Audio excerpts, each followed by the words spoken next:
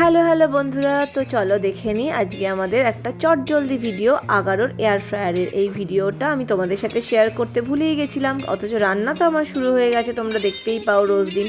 তো এটা আমি নিয়েছিলাম অ্যামাজন থেকে, একদম জেড ব্ল্যাক কালারের একটা আগারোর এয়ার ফ্রায়ার। ভীষণ সুন্দর, ভীষণ কমফি একটা এয়ার ফ্রায়ার।